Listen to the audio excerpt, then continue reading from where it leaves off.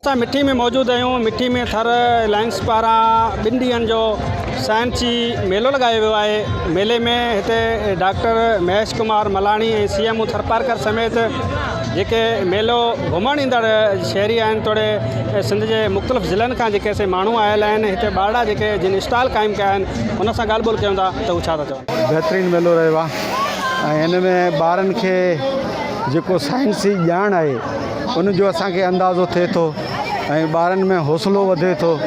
ॿारनि तमामु घणी महिनत कई आहे, उन्हनि जे टीचर्स महिनत कई आहे ऐं जंहिं इहो मेलो लॻायो आहे उन्हनि बि सुठो इनिशिएटिव वरितो आहे त अहिड़ा मेला हर ज़िले में लॻणु खपनि, पाकिस्तान जे हर ज़िले में। ऐं सम्झां थो त इहो थरपारकर में शुरूआत थी आहे ऐं इन जो ॿिया ज़िला बि इन जी कापी करे पंहिंजो उहो मेला लॻाईंदा। फेस्टिवल असां लॻायो आहे 2018 में। असां जॾहिं सर साइंस फेस्टिवल लॻायो तॾहिं हिते जे ॿारनि खे साइंस जी एतिरी जेका नॉलेज न हुई, पोइ असां फोकस कयो त हिननि ॿारनि खे, छो त हिकिड़ो त पाण वटि सदा इहो सुवालु ईंदो आहे थर में 3 लख ॿार स्कूलनि खां ॿाहिरि आहिनि, पर स्कूलनि अंदरि आहिनि उन्हनि जी परफॉर्मेंस छा आहे, हू छा पिया कनि। असां वटि सिर्फ़ु 10% साइंस टीचर आहिनि, 90% आर्ट टीचर आहिनि।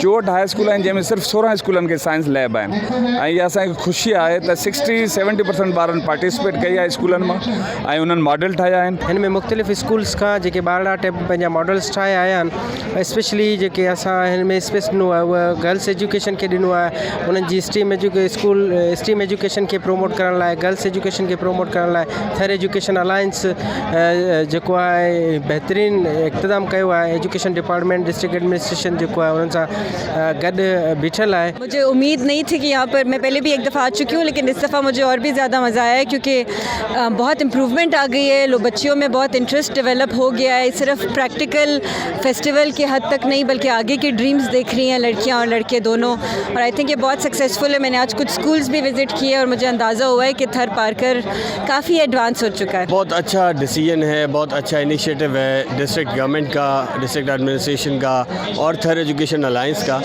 जो कि 2018 में पहली बार साइंस फेस्टिवल किया था, अभी दूसरी बार कर रहे हैं।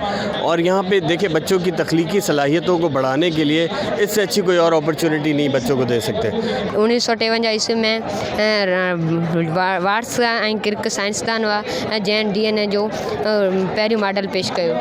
DNA क्रोमोसोम्स में मौजूदु हूंदा आहिनि। DNA हिकु पेचीदो मालिक्यूल आहे। DNA मोरोसी मादो आहे। DNA जे जुज़नि खे न्यूक्लियोटाइड चइबो आहे। न्यूक्लियोटाइड 3 जुज़ा आहिनि। हमने सोलर सिस्टम बनाया है जो कि हमारी मिल्की वे गैलेक्सी का एक छोटा सा हिस्सा है।